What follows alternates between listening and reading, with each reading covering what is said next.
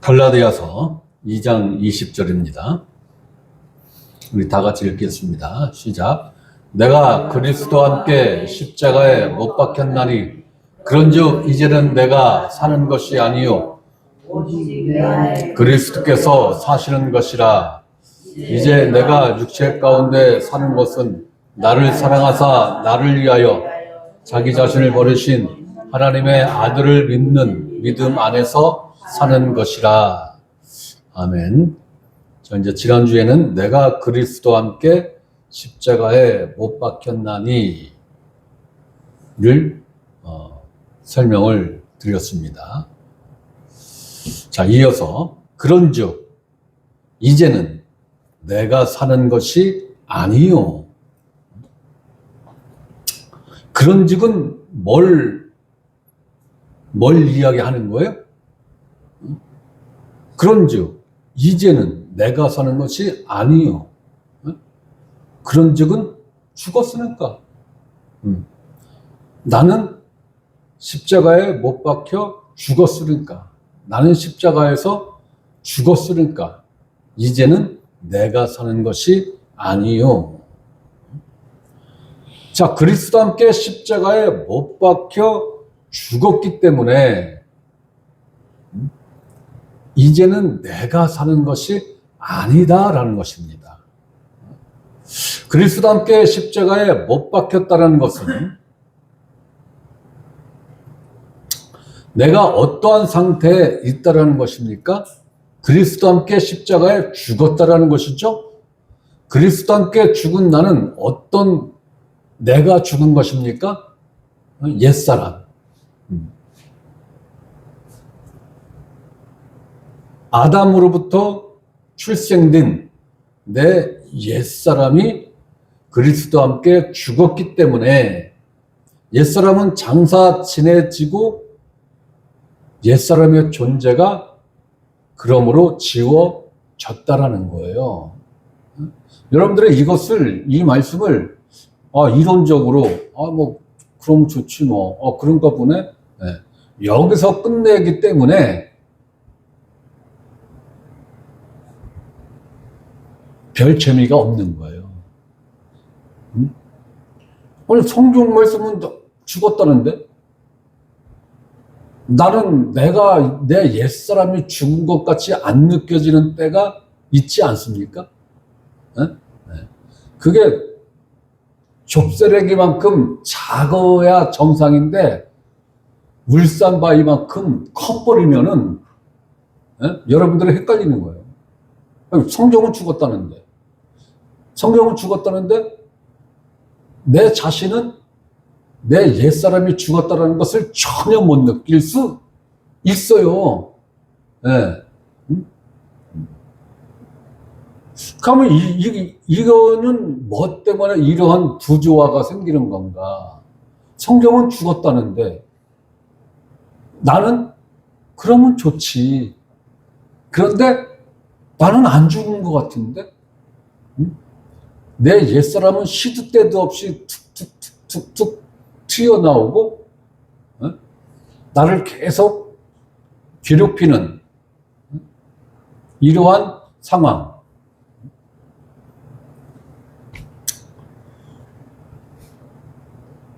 그러니까 여러분들이 이 말씀을요 믿고 싶어서 믿어지는 게 아니에요. 모르겠어요. 제 경험상으로는 내가 믿고 싶어서 믿어지는 게 아니라 그냥 믿어지니까. 아니, 내가 믿고 싶어서 믿는 게 아니라 그냥 믿어지니까. 네. 그러니까 저는 딱히 믿는 기술, 성경 말씀을 믿는 기술은 저는 여러분들에게 어떠한 것도 전수를 못 해줘요. 왜? 전 그런 기술을 갖고 있지 않아요. 네. 내 안에 믿음이 어떻게 생겼는지 나도 몰라요. 이 기록된 말씀이 내 안에서 어떤 작용을 통해서 믿어지고 있는지도 나도 모르겠어. 그러니까 제가 여러분들한테 믿는 방법, 믿는 노하우, 이런 것을 전혀 여러분들에게 말씀드릴 수가 없어요. 네. 아니, 어느 날 갑자기 믿어지는 걸 어떻게? 어느 날 갑자기 믿어지는 걸 어떻게? 네. 그런데 이건 있어요. 야, 어떤 사람은 이 갈라디아서 2장 20절 말씀이 참 그렇게 잘 믿어진다고 하던데, 그런데 나는 이 말씀이 부정이 되는 게 아니라 믿어지기는 믿어지는데 이 말씀의 의미를 모르잖아요. 그러니까 믿어지는 거하고 믿어진 다음에 이 말씀의 의미를 아는 거는 여러분들이 이걸 동일시하면 안 돼요. 동일시 되는 사람도 있고, 먼저 아는 게 먼저고 믿음이 다음에 오는 사람도 있고, 믿음이 먼저 와버리고 그 다음에 아는 것은 그 다음에 오는 경우도 있고, 사람마다 다 다른 것 같아요. 사람마다. 그러니까 예수님이 니고데모에게 뭐라고 설명을 했어요? 성령에 대해서 설명을 하실 때, 성령은 바람이야. 바람 같아. 바람인 게 아니라 바람 같은 존재야. 야, 네가 바람이 어디서 불어서 어디로 가는지 아니? 아니요, 주님 모릅니다. 성령은 그러하신 분이야. 그 성령의 역사는 사람마다 다 다른 것 같아요. 네. 비슷한 경우는 없지 않아 있겠지만 다 다른 것 같아요. 사람마다. 네. 그러니까 저는 이 갈라디아서 2장 20절 말씀을 갖고 엄청나게 떼그랑이를 썼어요. 네. 내용을 모르겠는 거야. 네? 그러니까 이게 과연 내가 그리스도와 함께 십자가에 못 박혔나니, 이게 뭔 소리요? 나 태어나서 처음 보는 것인데? 아니, 내가 그리스도와 함께 십자가에 못 박혔나니, 아니, 저는 이거 태어나서 처음 본 것 같아요. 한 5년, 6년 전에. 아니, 신학교 다닐 때 성경책 읽긴 읽었죠. 그러니까 이게 무슨 의미인지를 모르겠는 거예요.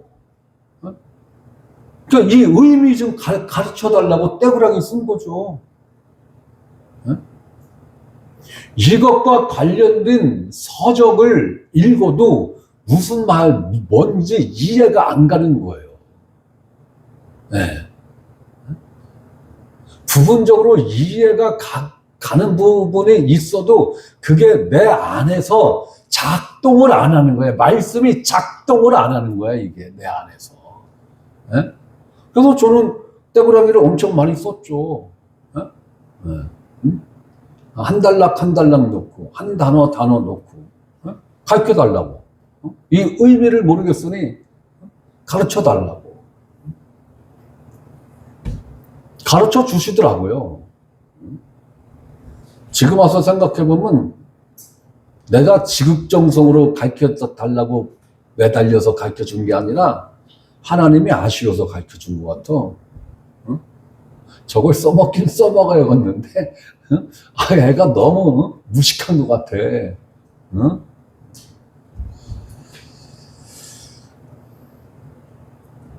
이 말씀을 믿는 것이 이제 내가 사는 것이 아니요. 이 말씀을 믿는 것이 자기 부인인 것이고, 이 말씀을 믿는 사람만이 자기를 부인하는 믿음의 삶을, 즉 예수님을 따르는 삶을 살아갈 수가 있지 않겠는가. 저는 그렇게 생각을 합니다. 이 믿음으로 자기 부인이 되는 사람들이 죄의 종에서 해방되어 자유자가 누리는 자유를 누리는 삶을 살아가는 것입니다. 이 삶이 이 땅에서 누리는 최고의 축복인 것입니다. 이제는 내가 사는 것이 아니요. 그렇다면 이제는 내가 사는 것이 아닌데, 나는 분명히 살아있는데, 나는 분명히 숨을 쉬고 경제활동도 하고 가정생활도 다 하고 사회활동 다 하고 모든 걸 예전과 지금과 아무런 차이 없이 똑같이 살아가고 있는데, 성경은 뜬금없이 이제는 내가 산 것이 아니다, 이렇게 선언을 한단 말이에요. 이 선언은 우리 의지가 반영이 된 겁니까? 하나님께서 일방적으로 선포하신 거예요? 하나님이 일방적으로 선포하신 거죠? 우리한테 안 물어봤잖아요. 그죠? 절대로 안 물어봤어요. 그러면은 이제는 내가 사는 것이 아닌 게 됐으니까 하나님이 이 말씀을 선포하신 거잖아요. 그죠? 그럼 누가 산다는 거예요? 아니, 내가 사는 게 아니라면 도대체 내 안에서 누가 사는 거냐 이거요.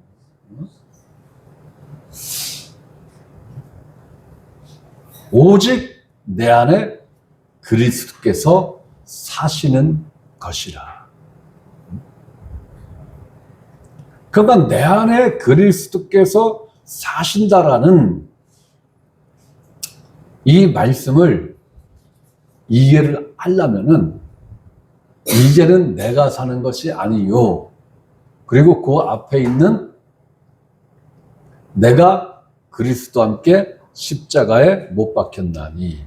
그러니까 내가 지난주에 공부한 내가 그리스도와 함께 십자가에 못 박혔나니 라는 이게 온전히 믿음화가 된 사람이 자기 부인이 되는 거죠. 자기 부인이 자연스럽게 되는 거예요. 누가 강요를 하고, 내가 결심을 하고, 결단을 하고, 뭐 금식 기도를 하고, 수행을 하고, 뭐 아침마다 묵상을 하고, 이렇게 해서 되는 게 아니라, 내가 그리스도와 함께 십자가에 못 박혔다라는 이 한 문장의 말씀이 내 안에서 생명으로 믿음화가 딱 되면은 그 다음에는 내가 사는 게 아니네. 이게 자동적으로 자기 부인이 고백이 나올 수밖에 없는 거예요. 이 인정이 나올 수밖에 없는 거예요. 자연스럽게. 자, 그러면 내가 사는 것이 아니면 도대체 내 안에 누가 사는 건데, 이 궁금증이 딱 생길 때 하나님께서는 오직 내 안에 누가 사시는 것이라? 그리스도께서 사시는 것이라. 자, 오직이라는 이 말씀은 다른 대안이 없다라는 말씀인 거죠. 오직, only. 다른 대안이 없어. 다른 대안이 없다는 강한 선언적인 말씀인 것입니다. 오직. 자, 오직. 다른 방법 없어. 다른 대안 없어. 다른 길 없어. 내 안에.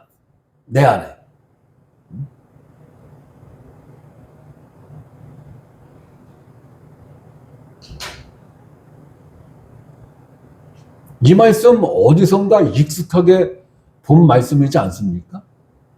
내 안에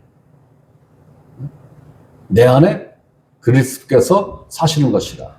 그런데 내 안에 이 말씀 누가 즐겨 사용했죠? 예수님이 즐겨 사용했죠? 자, 요한복음 14장 20절 말씀을, 요한복음 14장 20절 말씀.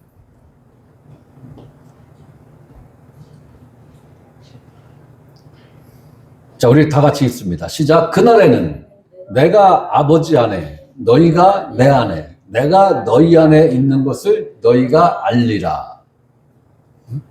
자, 그날에는 어떤 날이에요? 십자가가, 어떤 사람은 십자가가 세워지는 날, 이렇게 이걸 기점으로 보는 사람도 있고, 어떤 사람은 오순절 날, 이걸 기점으로 보는 사람도 있습니다. 자, 그날에는 내가 아버지 안에, 예수님이 아버지 안에 있다라는 말씀인데, 이 말씀은 아버지와 예수님이 하나다라는 거예요. 그렇죠? 네. 아들인 예수와 아버지인 하나님이 하나다라는 선언인 것입니다. 이 말씀을 듣고 유대인들이 예수님을 아주 뜯어 먹으려고 듭니죠. 왜? 신성모들이야 어떻게 인간하고 하나님하고 하나가 될 수 있어? 자, 요한복음 10장 38절 말씀에 보면, 중반 이후에 보면, 그러면 너희가 아버지께서 내 안에 계시고 내가 아버지 안에 있음을 깨달아 알리라 하시니. 자, 너희가 아버지께서 내 안에 계시고 내가 아버지 안에 있음을 깨달아 알 때가 온다라는 거예요. 그죠? 그때가 온다라는 거예요. 내가 아버지 안에, 그리고 너희가 내 안에, 내가 너희 안에. 자, 이 나열된 순서를 잘 보십시오. 먼저는 내가입니다. 내가 예수님 안에 있고, 이 일이 있어야 되는 거예요. 먼저는. 네. 내가 예수 그리스도 안에 있고, 다음으로 예수님이 내 안에 계시는 순서를 지금 말씀을 하고 있단 말이에요. 내가 예수 그리스도 안에 있는 일 없이 예수 그리스도가 내 안에 있는 일이 있을 수 있다 없다? 없다라는 것입니다. 없다라는 것이에요. 자, 너희가 내 안에, 내가 예수님 안에 있어야 하는 절대적 이유가 무엇입니까?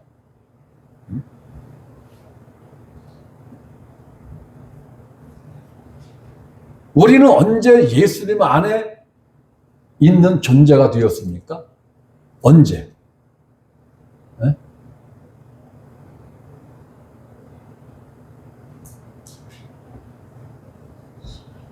그러면 나는 언제 예수님 안에 있게 되었는가라는 그 시점이 있어야 되는 거죠. 네? 그냥 막연하게 그냥 하나님이 그렇다고 하니까 뭐 그런 건겠지 뭐. 네. 막연하게 믿으면 안 돼요. 자, 요한복음 1장 19절을 봅니다. 요한복음 1장 19절에서 34절을 볼 건데요. 자, 요한복음 1장 19절에서 34절 말씀인데, 이건 뭐 너무나 잘 아는 말씀이죠. 그래서 이걸 다 읽지는 않고, 자, 29절만 봅니다. 29절. 자, 다 같이 읽습니다. 시작. 이튿날 요한이 예수께서 자기에게 나아오심을 보고 이르되, 보라, 세상 죄를 지고 가는 하나님의 어린 양이로다. 자, 침례 요한입니다. 여기서 요한은 침례 요한이에요. 침례자 요한입니다. 자, 침례자 요한이 예수께서 자기에게 나아오심을 보고, 이때 요한이 무슨 일을 하고 있었어요? 침례식을 하고 있었죠. 침례를 주고 있었단 말이에요. 그러니까 예수님이 이제 저 멀리서 요한이 있는 그곳으로 이렇게 뚜벅뚜벅 걸어오시는 그 모습을 보고 대뜸 침례자 요한이 한 말이 이겁니다. 보라. 보라라는 거예요. 보라. 주목하라는 거예요. 주목하라. 세상 죄를 지고 가는 하나님의 어린 양이로다. 라고 선언을 해버렸단 말이에요. 자, 여러분은 이 말씀을 어떻게 이해하고 계십니까? 이 말씀, 즉 세상 죄를 지고 가는 하나님의 어린 양이라는 말씀은 구약의 제사법과 깊이 연계되는 말씀이므로 구약의 제사법을 먼저 이해하셔야 이해할 수 있는 말씀인 거예요. 보라, 세상 죄를 지고 가는 하나님의 어린 양이시다 라는 이 말씀은 겉으로 드러난 것은 예수님이 세상 죄를 넘겨받으셨다라는 말씀인 거예요. 그죠? 그러니까 세상 죄가 예수님 어깨 위에 곰스란히 올려져 있다. 이 말을 다른 말로 표현하면 세상 죄가 예수님에게 어떻게 됐다? 전가되었다. 이 얘기란 말이에요. 지금.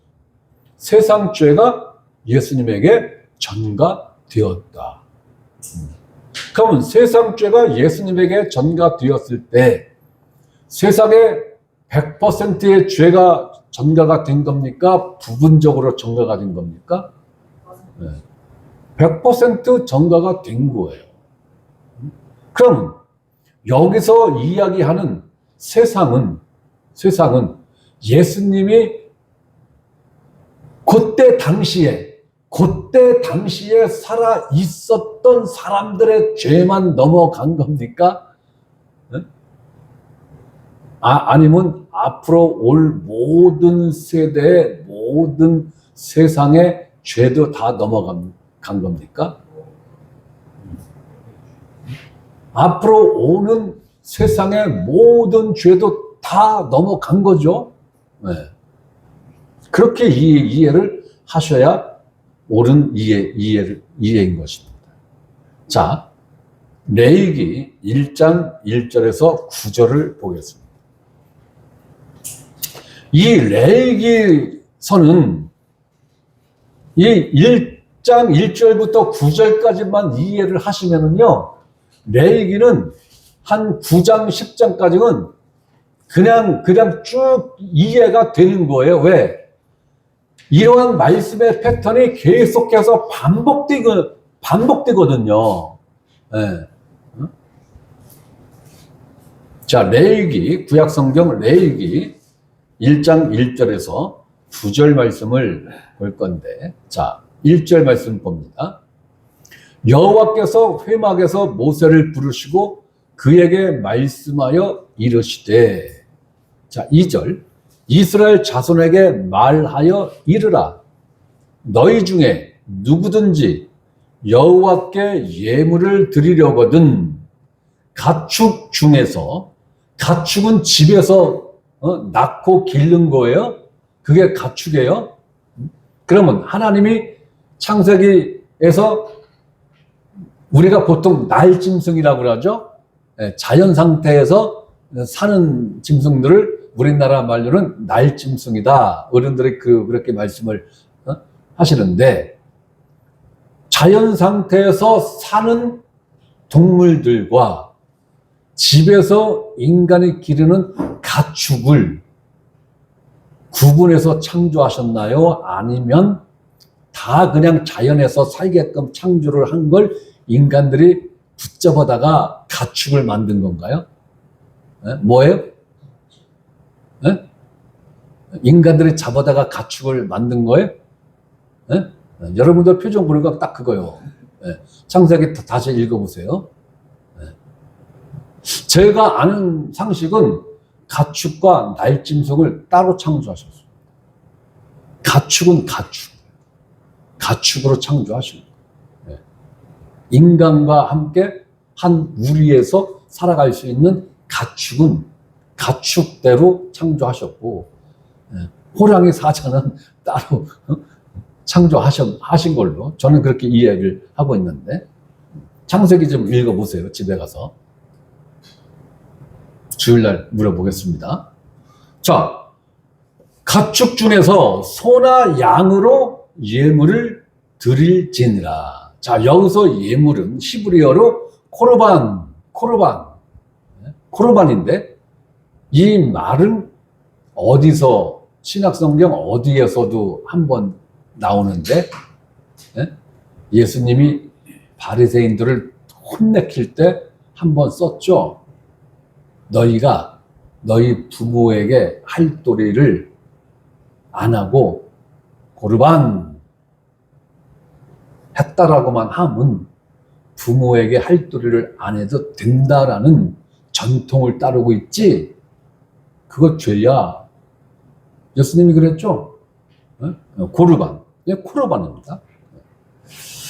자, 코르반인데 이 뜻은 가까이 가다. 즉 하나님께 나아가는 자가 준비하는 예물인 거예요. 하나님께 가까이 가는 자가 준비하는 예물. 자, 코르반. 여기서 예물로서 준비된 이 소나 양은 희생 제물을 말하는 거예요.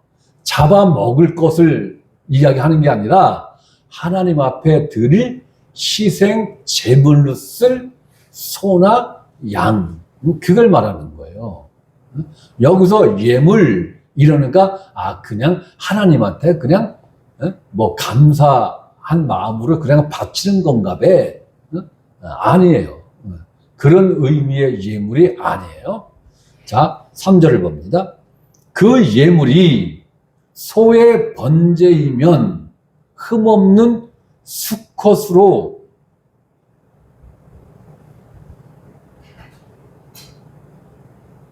자, 그 예물이 소의 번제이면 흠없는 수컷으로 하라는 거예요. 자, 번제는 히브리어로 올라인데 그 뜻은 올라가다라는 의미가 있는 것입니다. 올라간다, 올라가다. 그럼 누구에게 올라간다라는 거예요? 하나님께 올라간다라는 거죠. 제물을 모두 태워 이때 오르는 향기로 하나님께 드린 제사로서 그리스도의 온전한 희생 제사를 예표하는 것입니다. 자, 흠이 없는, 여기서 흠은 무엇을 말하는 거예요? 죄를 말하는 거죠. 흠이 없다라는 것은 죄가 없어야 된다라는 거예요. 인간으로 말하면 죄가 없어야 되는 것이고, 동물로 말하면 상처가 있으면 안 된다라는 거예요. 상처. 혹은 다리가 삐었어도 안 되는 거고, 분질러졌다가 온전히 다시 회복돼서 걷는데 문제가 없는 것도 안 되는 거고, 찢어져서 상처가 난 것도 안 되는 거고, 그냥 온전해야 되는 거예요. 온전해야 되는 거예요. 건강상 흠집이 없어야 된다. 그걸 이야기를 하는 거예요. 흠 없음은. 그러나 이 동물에게 흠 없음은 인간에게 대입을 하면 죄가 없는 것을 예표하는 것이다. 자, 그 예물이 소의 번제이면 흠없는 수컷으로 회막문에서 여호와 앞에 기쁘게 받으시도록 드릴지니라. 자, 제물을 드리는 것은 누구를 만족시키기 위함이어야 한다는 것입니까? 하나님이죠. 하나님이 기쁘시게 받으시도록 드려야 된다는 거예요. 그죠? 네. 이걸 오늘날 교회에서는 100% 무엇에 지금 대입을 시켜놓고 있어요? 무엇에? 네? 헌금에 100% 작대기가 그어져 있단 말이에요. 모든 헌금을 드림에 있어서 하나님께서 기쁘게 받으시도록 드려야 된다. 그러니까 인색함으로 하면 꽝이다. 꽝이면은 차라리 안 드리고 꽝 받나. 인쇄가게 들여서 꽝 받나? 똑같은 꽝 받는 건데 뭐하러 드리고 꽝 받아? 차라리 아무것도 안 드리고 꽝 받는 게 더 이득이지. 그렇잖아요, 그죠? 네. 그런데 인간의 마음에 진짜 내 마음에 인색함이 진짜 없을까요? 응? 아니 11조를 하는데 네. 월급 300만 원짜리가 30만 원을 뚝 떼어서 11조를 하는데 진짜 인색함이 없을까요? 네? 와이프가 또 경제활동을 하니까 또 와이프도 300만 원을 또 벌어와. 두 개 합치니까 600만 원이네? 그래, 600만 원 중에서 뭐 60만 원 드리는데 뭐 별 문제 없지 뭐. 그런데 집에 누가 갑자기 수술을 해서 한 2천만 원이 지금 들어가게 지금 생겼어. 2천만 원이. 근데 그 중에서 11조를 60만 원을 뚝 떼어서 부부 합산 60만 원을 뚝 떼어서 11조 할 때 진짜 인색한 마음이 눈꽃만큼도 없었을까요? 없을까요? 아우, 있을 것 같아 나는. 네. 나는 있을 것 같아. 네. 그럼 그거 꽝이죠.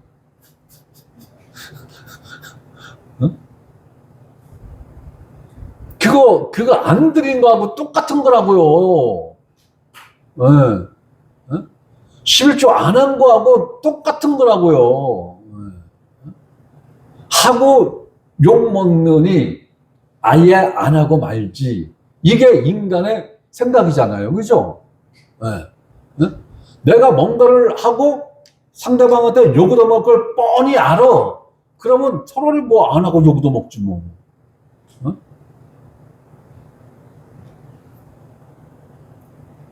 이 말씀을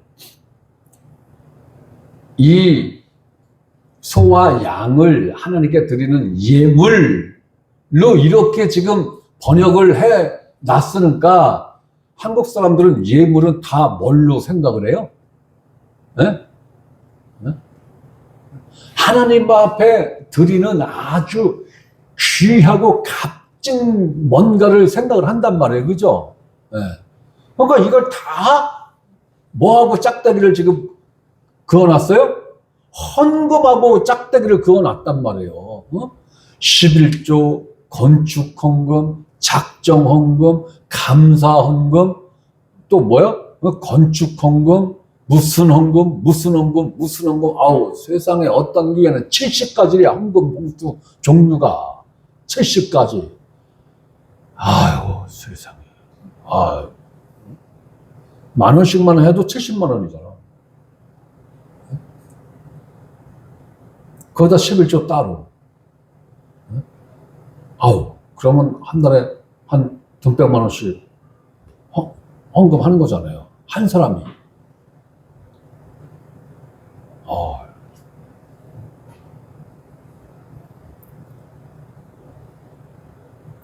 여기서 예물은 재물이란 말이에요.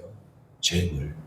헌금하고 연관시킬 수가 1도 없는 재물로서의 예물이란 말이에요.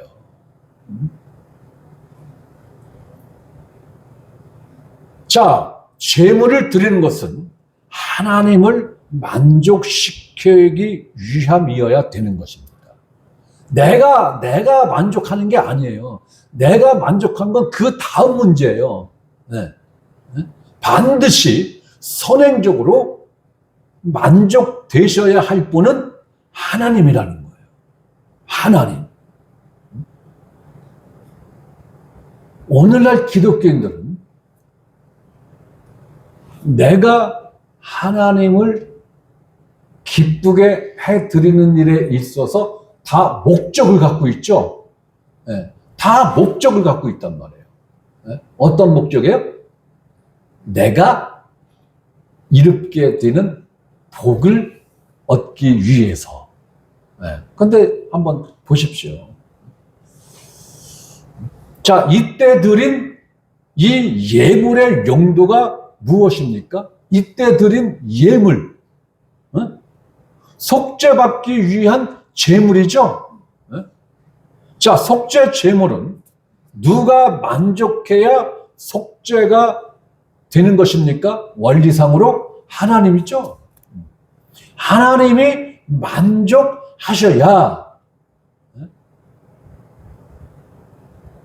속죄 제물로서의 의미와 가치가 있는 거란 말이에요. 자, 예수님의 단번 희생은 누구를 만족시키기 위한 희생이었습니까? 100% 하나님을 만족시키기 위한 십자가예요.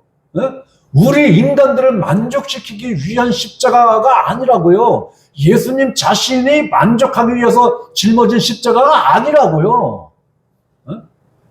하나님 뜻을 완성하기 위하여, 그리고 하나님의 그 뜻이 완성됨을 통하여 하나님이 기뻐하시는 예수님의 이 단번 십자가 희생 역시 100% 하나님의 만족을 위한 단번 희생 제사란 말입니다. 자, 그럼 우리가 하는 예배는 누구를 만족시키기 위한 것이라야 되는 겁니까? 하나님이죠. 그런데 저도 그러한 실수라면 실수고 잘못이라면 잘못인데 엄청나게 저질렀죠. 목사님 설교 실력 없다고, 속된 말로 은혜가 안 된다고, 한 얘기 또 하고 한 얘기 또 하고 또 하고 또 하고, 아주 그냥 목사님 레파토리를 이제 성도들이 다 외워 그냥. 아주 지겹다고. 누구를 위한 지겨움입니까? 아니, 내가 회피하고자 하는 구멍을 지금 만드는 건 아니에요. 그렇게 오해는 하지 마셔. 누구를 위한 불만족입니까? 하나님을 위한 불만족이 아니라 나를 위한 불만족이에요. 그죠? 이게 방향이 틀렸다라는 거예요. 방향이 틀렸다.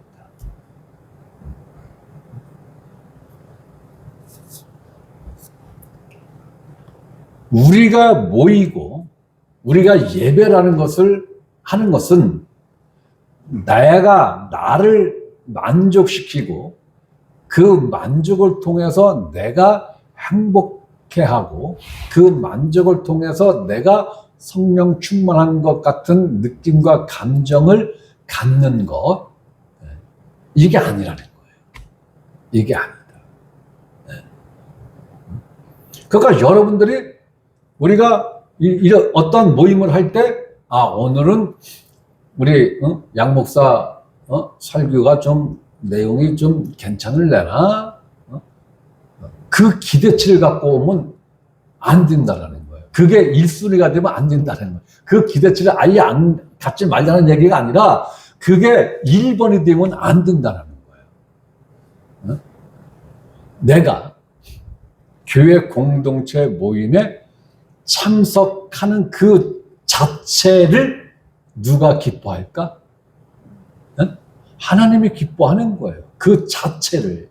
모여서 찬송을 하고 박수치고 기도하고 말씀 듣고 이게 아니라 이러한 것을 통해서 하나님이 뭔가 기쁨을 받으시는 게 아니라 그런 것을 통해서 하나님이 뭔가를 기뻐하신다라고 한다면 모든 것이 우리의 행위에 기반이 되는 거잖아요. 자, 내 존재 자체로 하나님이 기뻐하신다는 거예요. 내 존재 자체로 하나님이 기뻐하신다. 그런데 하나님이 기뻐하는 자들이 또 단체로 모인대. 그것으로 하나님은 기뻐하시는 거예요. 그것으로.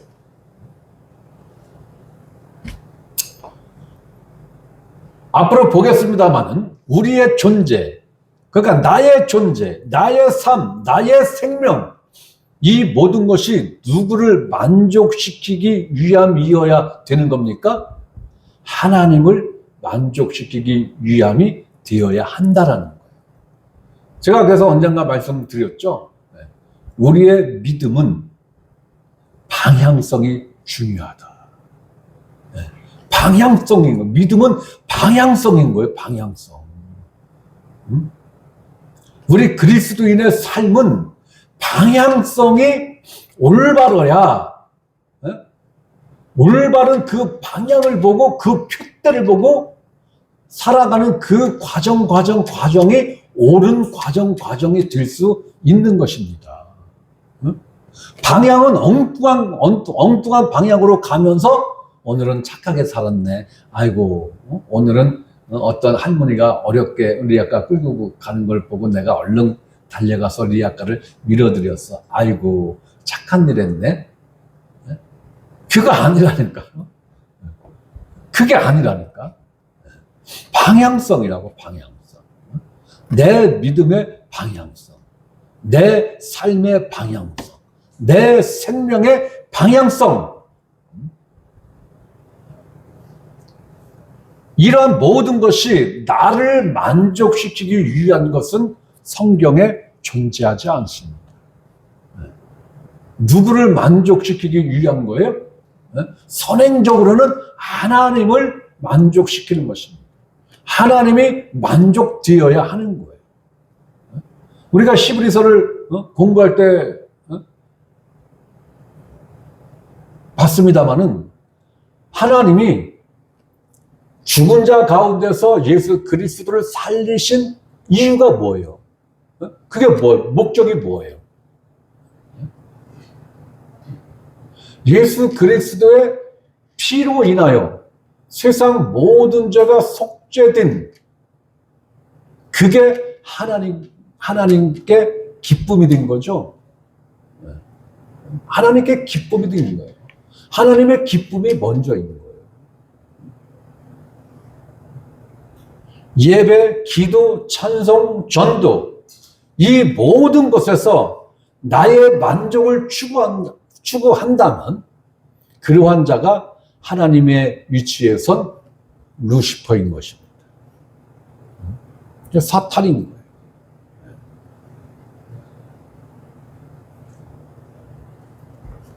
우리는 이러한 것을 잘 생각을 해야 돼요. 우리는 지금 신약 성경을 보고 있는 게 아니고 지금 레위기서를 지금 보고 있는 거예요. 레위기서를. 자, 4절 봅니다. 레위기. 그는 하나님께 속죄 받고자 속죄 제물을 드리는 자죠. 그는 번제물의 머리에 안수할지니. 자, 번제물에 왜 안수를 하는 겁니까? 나의 죄를 번제물에 전가시키기 위함이죠. 그럼 이때 나의 죄만 쏙 뽑아서 전가가 되는 것입니까? 아니면 그 이외에 또 무엇인가가 전가가 또 되는 걸까?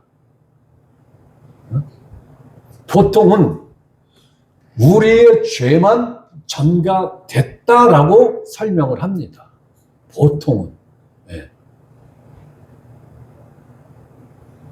그러나 성경은 그것 플러스 또 다른 알파가 있다는 것을 성경은 이야기를 하고 있는 거예요.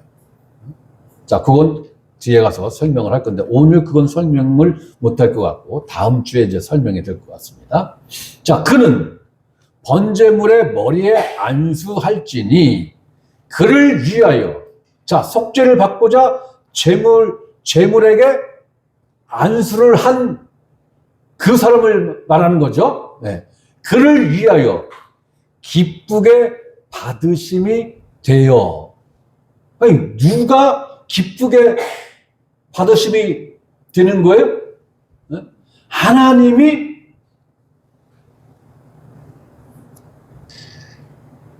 안수한 그 짐승을 하나님이 기쁘게 받으시는데 누구를 위하여 그 제물을 기쁘게 받으신다라는 거예요? 네? 그 동물에게 안수한 그 사람, 그 사람을 위하여 그 번제물을 하나님이 기쁘시게 받으신다라는 거예요. 기쁘게 받으심이 되게끔 드려야 된다라는 거예요. 자, 먼저는 하나님께 기쁘게 받으심이 되어야 하는 것이고, 이 기쁘게 받으심으로 인하여 나를 위한 기쁘심으로 무엇이 이루어진다라는 것인데, 그게 무엇입니까? 그를 위하여 무엇이 될 것이라? 속죄가 될 것이라. 아니, 하나님 앞에 기쁘시게 받아들여진 것은 동물이에요. 그죠? 동물입니다. 그런데 그 동물의 희생 제사를 통하여 누구의 죄가 속죄된다는 거예요? 안수한 자의 죄가 속죄가 된다. 이거죠?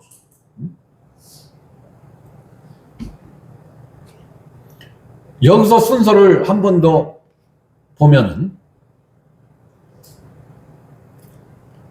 여러분들은 이 설명을 들으시면서 항상 세상죄를 지고 가는 하나님의 어린 양이라는 말씀을 염두에 두고 이 설명을 쭉 지금 들으셔야 되는 거예요. 요한복음 말씀 따로, 갈라디아서 말씀 따로, 이 레위기서 말씀 따로 이렇게 들으면 안 되는 거예요. 보라, 세상 죄를 지고 가는 하나님의 어린 양이로다라는 이 말씀을 설명하기 위해서 레위기서 이 1장을 지금 공부를 지금 하는 거란 말이에요. 그러니까 여러분들은 예수님이 세상 죄를 짊어지셨지, 이걸 염두에 두고 이 레위기서 말씀을 쭉 따라오셔야 되는 겁니다. 자, 하나님이 기쁘시게 예물을 드려야 한다는 것입니다. 자, 그 절차는 내 방법, 내 뜻, 내 스타일대로 하는 게 아니라 하나님이 정하신 방법대로 해야 한다는 거예요. 하나님이 정해주신 그 방법 그대로, 예외 없어요. 융통성 없습니다. 내 스타일 없어요. 강남 스타일 아닙니다. 오직 누구의 스타일만 있어야 돼요? 하나님의 스타일만 있어야 되는 거예요. 자, 하나님이 정하신 방법대로 해야 된다라는 거예요. 자, 그렇다면 하나님이 무엇으로 흠없는 수컷으로 제물을 삼아야 된다. 어디서? 회망문에서 여호와 앞에, 회망문에서 여호와 앞에서 드려야 된다라는 거예요. 자, 여기서 여호와 앞에서 드려라, 이 얘기는 뭐예요? 그 모든 과정을 하나님이 다 지금 보고 있다라는 거죠.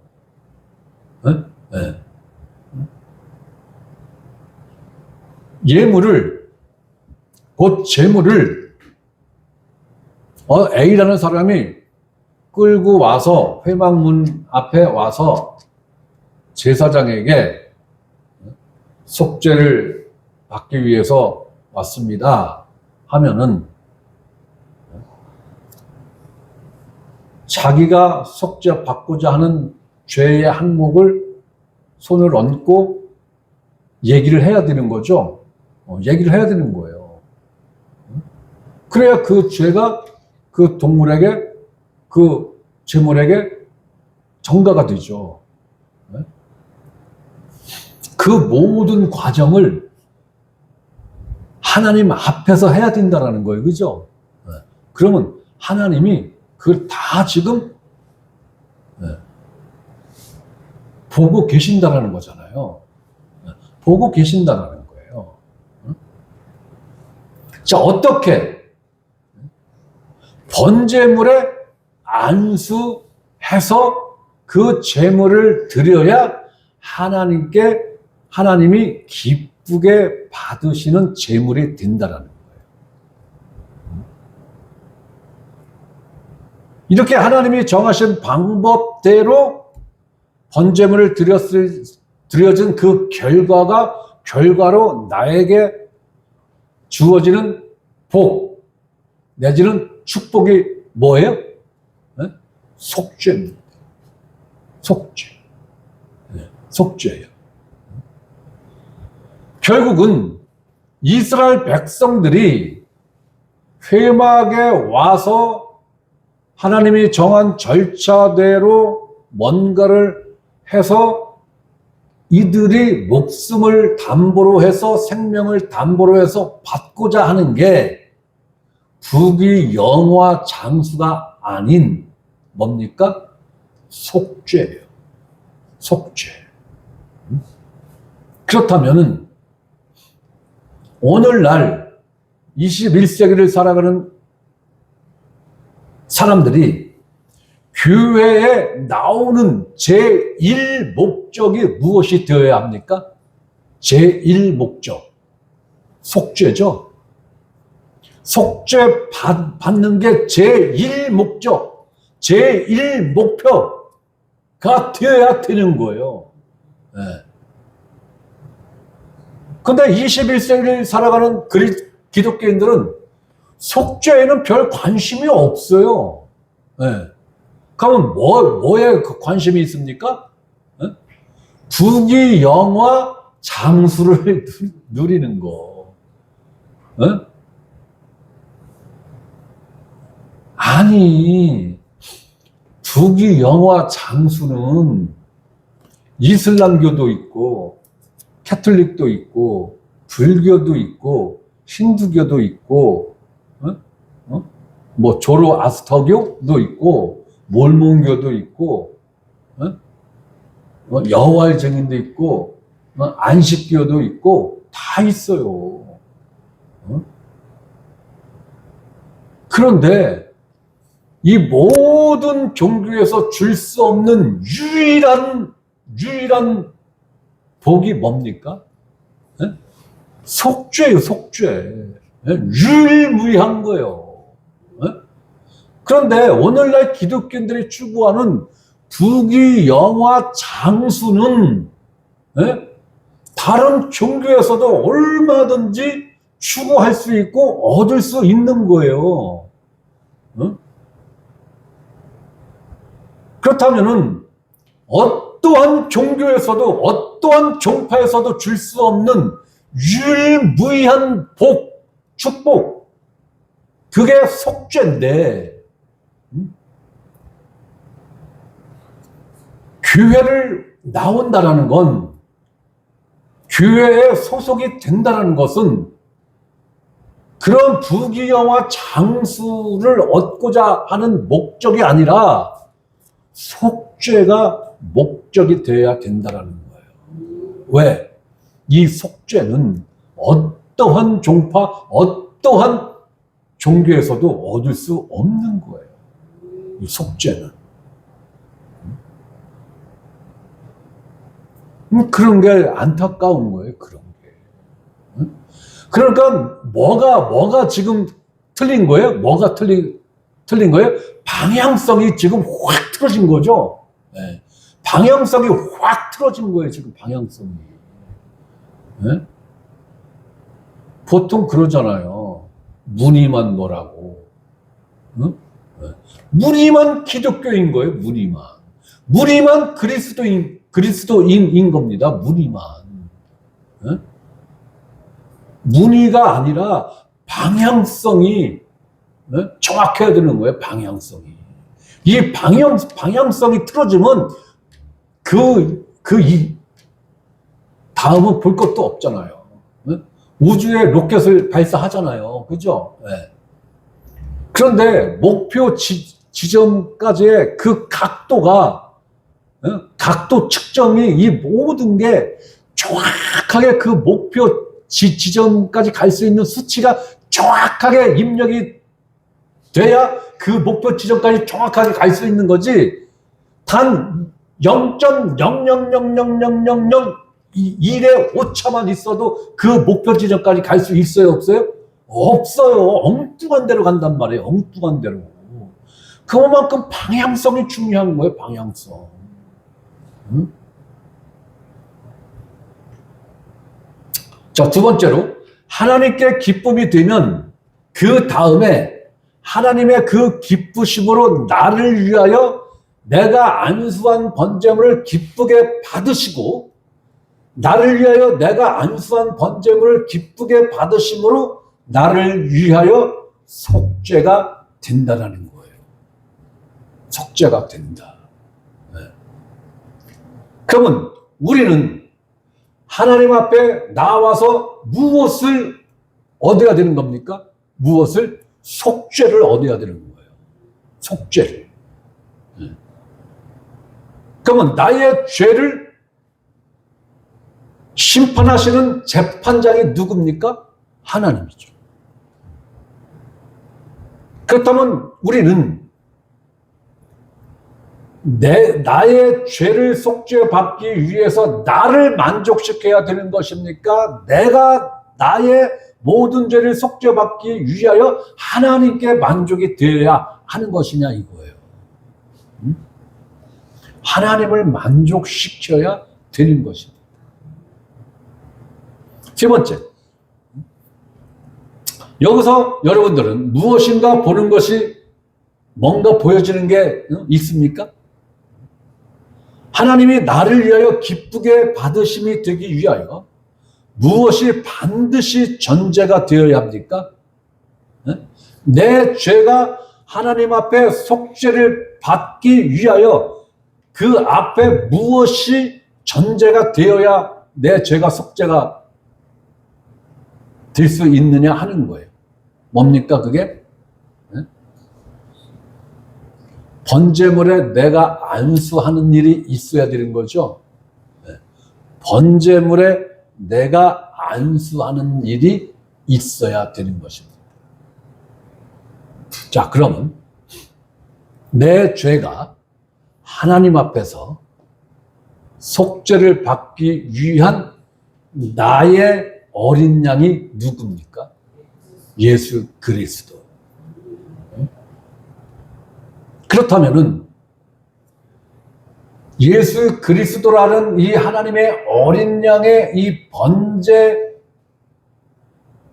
희생 번제를 통하여 내 죄가 속죄를 받기 위해서는 뭐가 반드시 선행되어야 합니까?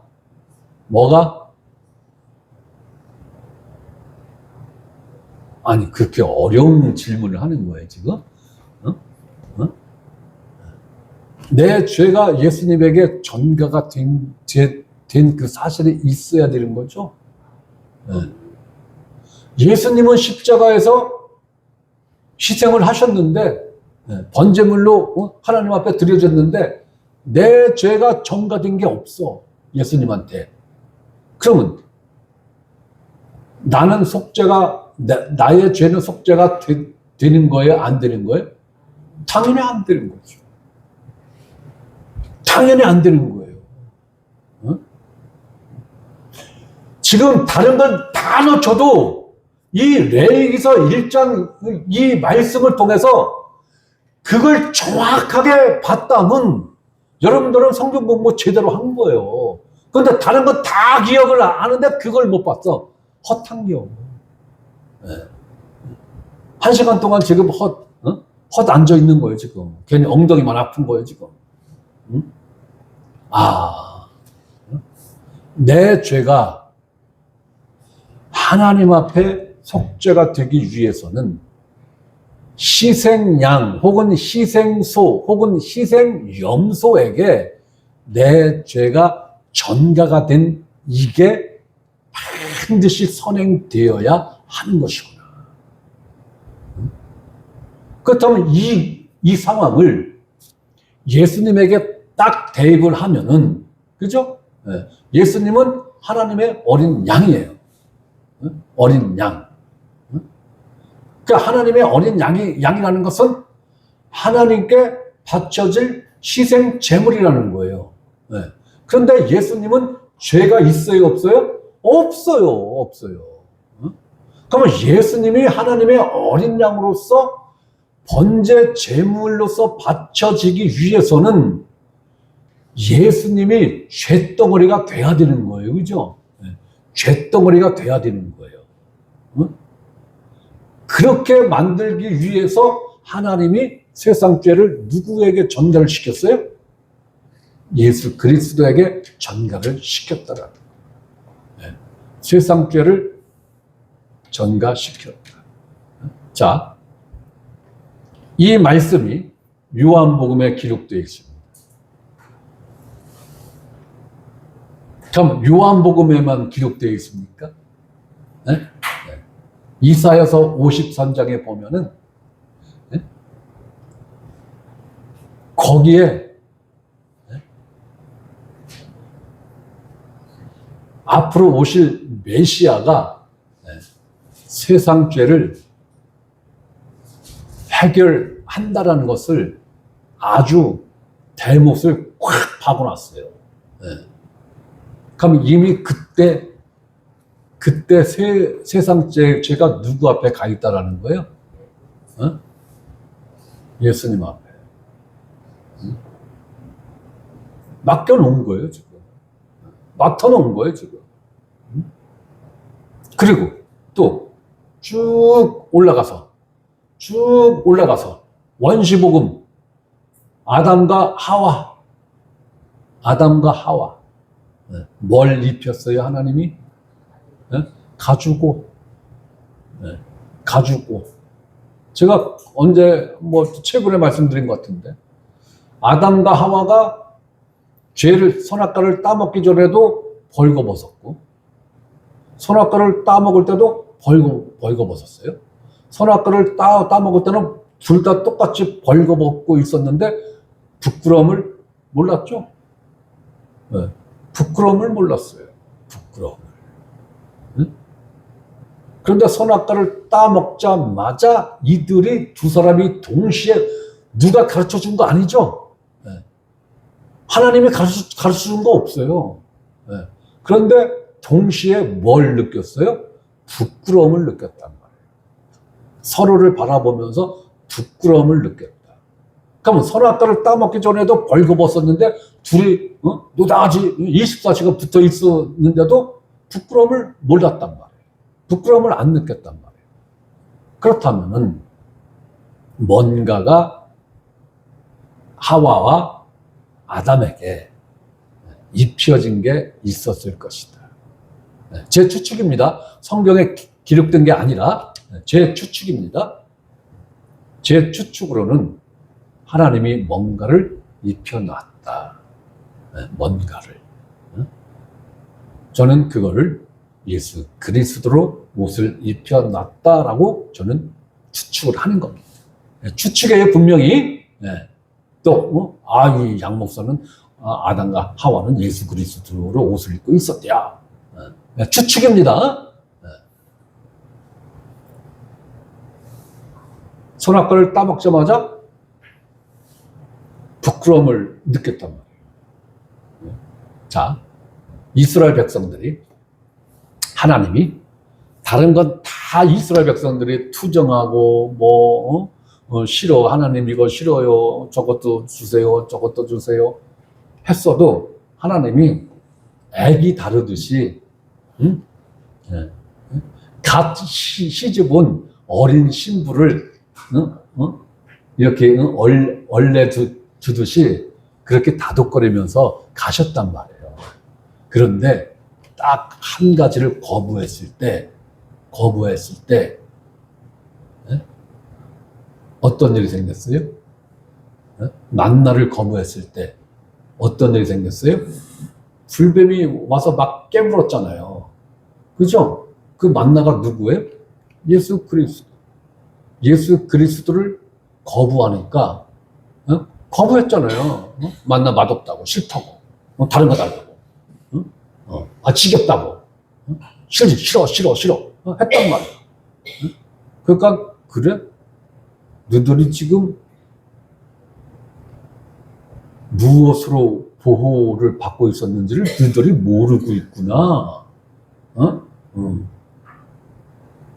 예수님을 거부하니까 불뱀이 와서 깨물었단 말이에요. 자, 유대인들이 그 불뱀의 실체이신 예수님을 거부하니까, 불뱀의 실체가 아니죠. 만나의 실체인 예수님을 거부하니까 광야에서는 불뱀에 물려서 죽었어요. 그 실체가 오셔서 그들이 십자가에 못 박아 죽이고 그 만나를 거부를 하니까 어떻게 됐어요? 그것을 사도 바울은 유대인들이 넘어졌다, 이렇게 표현했단 말이에요. 그죠? 그 넘어짐을 통해서 지금 이방인들이 구원받고 있다.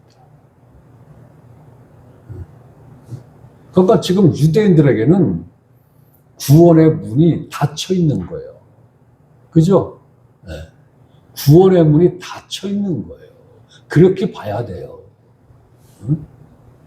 그 대신에 누구에 대한 구원의 문이 활짝 열렸어요? 이방인에 대한 구원의 문이 활짝 열렸단 말이에요. 그럼 하나님이 왜 그러한 일을 하신다고 사도 바울이 설명을 해요? 유대인들로 하여금 시기 나게 하기 위해서, 질투나게 하기 위해서, 그 시기와 질투를 통해서 하나님 우리도 구원시켜 주세요. 왜 이방인들만 구원시키고 우리는 왜 구원의 문을 닫아놓고 계세요? 하나님 우리도 이제 제발 구원시켜 주세요.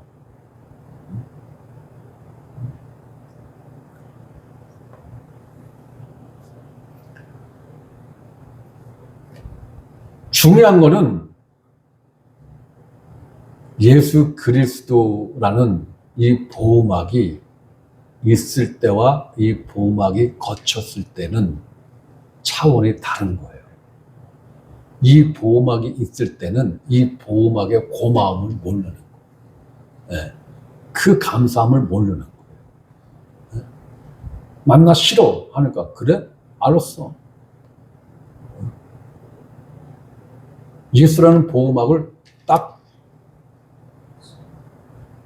드는 순간 불뱀이 그냥 쏜살같이 와서 예수 싫어한 놈들만 골라서 꽉 깨물었단 말이에요. 그러한 정황들을 쭉 봤을 때 저는 이렇게 추측을 하는 거예요. 아담과 하와가 선악과를 따먹기 전에 하나님께서 뭔가를 입히셨다. 뭔가를 입히셨다. 그런데 선악과를 따먹는 순간 그 하나님이 입혀준 그것이 어떻게 됐다? 증발됐다. 증발됐다. 그럼 하나님이 아담과 하와에게 입혀준 것이 뭘까? 저는 신약 성경에서 그 힌트를 보고 있는 거예요. 예수 그리스도로 옷을 입었느니라. 저는 아담과 하와가 입고 있었던 옷이 예수 그리스도. 그 옷을 상실했다.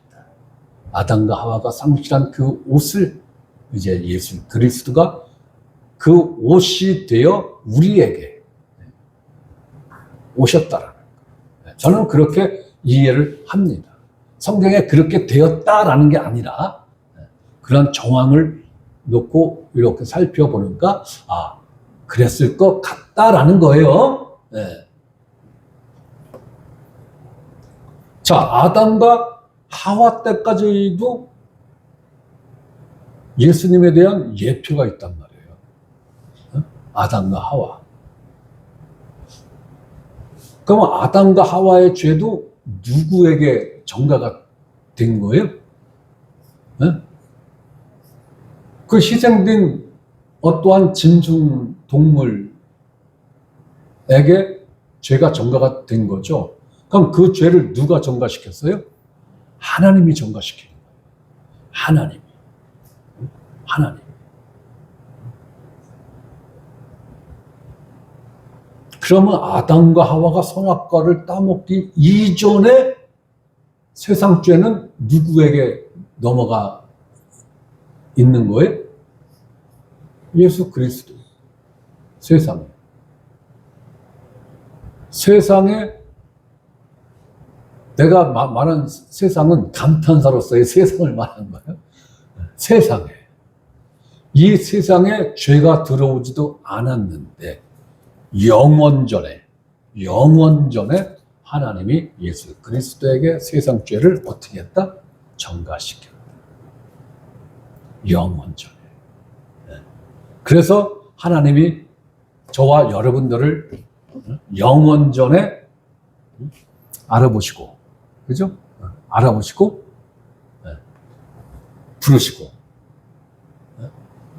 부른 우리를 의롭다 하시고, 의롭다 우리를 거룩하게 하셨느니라. 언제?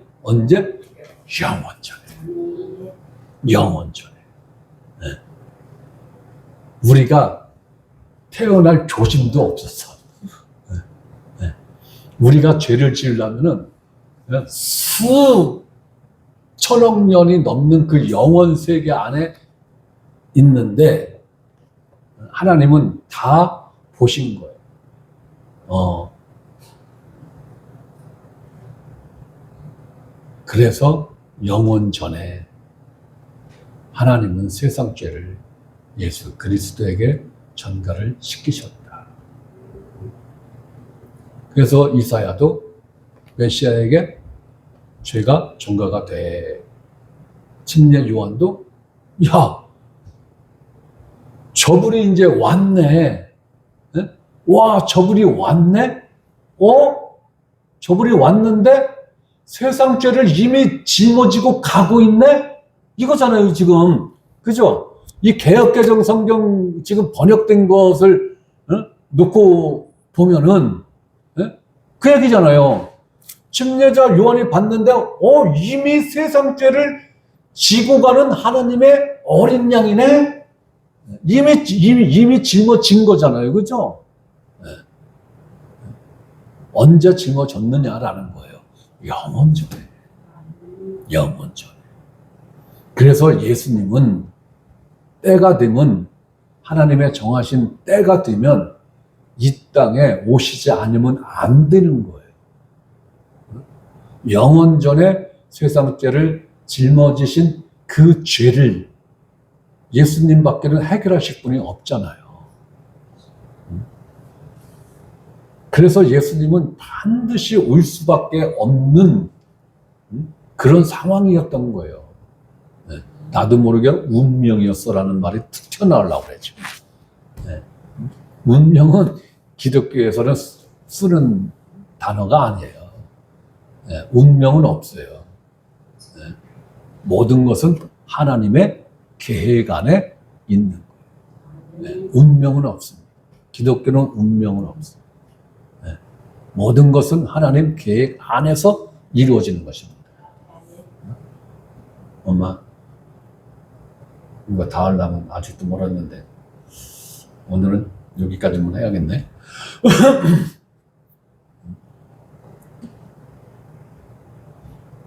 예수님이 나의 죄를 전가 받으시는 일, 즉 안수가 있어야 한다는 말씀입니다. 그러나 성경은 세상 죄를 예수님에게 전가시키기 위한 안수식은 나타나 있지 않고 결과만 말씀을 하고 있어요. 그죠?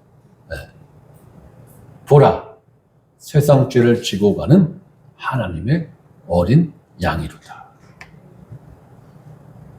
이미 세상 죄가 누구에게 전가가 되었다는 것입니까? 그리스도이신 예수님에게 이미 세상 죄가 전가가 됐네. 이 결과를 성경은 선포를 하고 있는 것입니다. 자, 구약 성경에서 우리가 본 이 레위기에서 속죄 받고자 하는 사람이 소나 양을 끌고 회막문 앞에 와서 자기가 끌고 온 짐승에게 안수를 함으로 해서 자기 죄가 전가가 됐습니다. 그 전가된 동물이 희생됨으로 해서 나의 죄가 속죄가 됐습니다. 자, 이 똑같은 원리로 여러분들이 잘 이해를 하셔야 돼요. 다음 주에도 물론 제가 다시 말씀드리겠습니다만은 이 똑같은 원리를 예수님에게 적용을 하면 세상 모든 죄가 누구에게 전가가 됐습니까?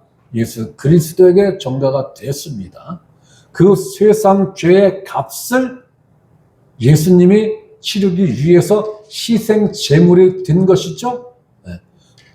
예수님이 희생 제물이 된 그 결과로 우리는 무엇을 선물로 받았습니까? 속죄라는 것을 선물로 받았어요. 그죠? 그런데 사도 바울은 이것 말고 예수 그리스도에게 또 하나가 전가가 된 것을 이야기를 하고 있다. 사도 바울 서신을 보면은 죄 플러스 알파로 예수님에게 전가가 된 그 무엇이 또 있다. 그게 뭐예요? 그게 뭐예요? 어머. 이러니까 목사가 필요한 거지. 묻는 것마다 이제 여러분들이 다 대답하면 목사가 뭐가 필요해요. 이건 다음 주에 하겠습니다.